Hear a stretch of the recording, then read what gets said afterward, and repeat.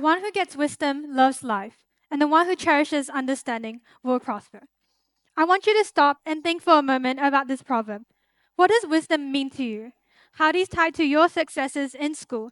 And how do you think of yourself as a learner? For me, getting wisdom is not just a linear progression from A to B. It's a journey that will leave scars that are testimonies to your character. Hi, I'm Leah Lim from YCYWS, and today I stand as a strong and passionate learner. However, what if I told you I didn't always start out this way? Ever since I was in kindergarten, I wasn't always the most confident student. I felt outcasted. I was placed in the lowest class levels. I was forgotten and I was unnoticed. However, today I stand as a different person, committed to realizing my fullest potential because I stayed resilient throughout my trials and tribulations. I picked myself up every single time, even though close to giving up after countless failures.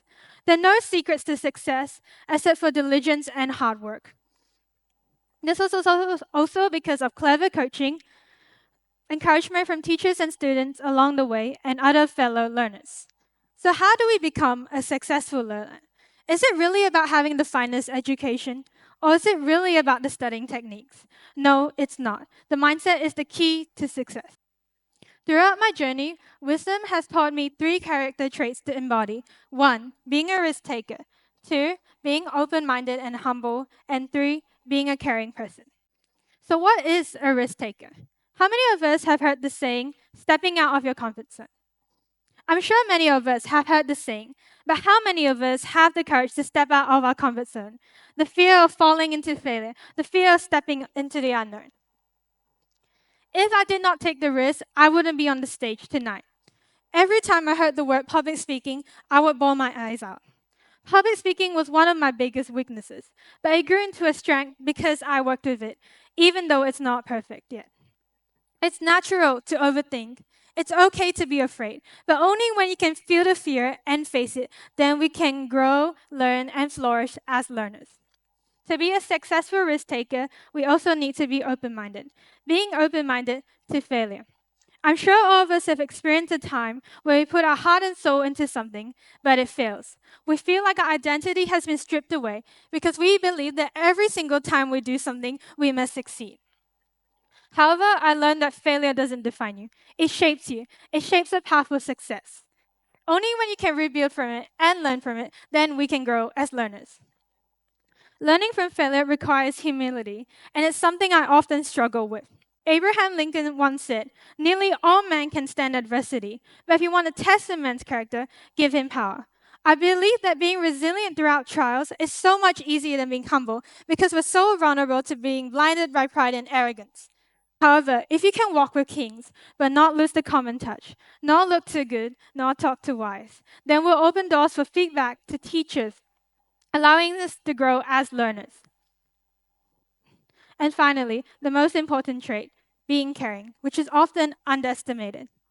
I learned the importance of being a caring person from a very good friend who's extremely intelligent and he participates in a million of activities. Sometimes it annoys me how good he is. But however, what sets him apart from other people is that he's willing to take the time to help and listen to your problems, even though he has a tremendous workload on his shoulder. And that's what I call a remarkable person. And that's when I learned that success is pointless unless you can use it to help those around you. Your talents are powerful instruments that can help learners become confident in themselves. Because I know I wouldn't be here today if I didn't have those encouragement from those people along the journey. I aim to be a caring learner, which is why I'm excited to share with you our YCS Learner Lab created by our YCS Learner Prefects in YCS Pudong. We use cognitive coaching to train our tutors and learners. Many of us think that tutors are academic weapons. However, if we dismantle that stereotype, anybody can be a tutor. This is possible through cognitive coaching, where we train learners to think analytically and be resilient throughout the learning challenges. We're not trying to make their work perfect, but trying to guide them to their next step. I'm proud to announce that this year, our Learner Lab has allowed many of our students to blossom. One of our students used to be getting C's in her math class, but now she has flourished into an A-star math student. She has also changed as a person, now being somebody who's studious when she used to be unambitious. Another one of our students is now top of his English class, and he is so much more confident as a learner now. He also feels belong and cared for in the learner lab, and that's what we do. Despite my learning challenges, I can always keep my head up high because of those people who constantly encourage me, and that's why I want to say a thank you to those people. I hope that my beautiful yet messy journey will lead me down a path of wisdom to cherish understanding gain and to love life and those people who make the journey worthwhile.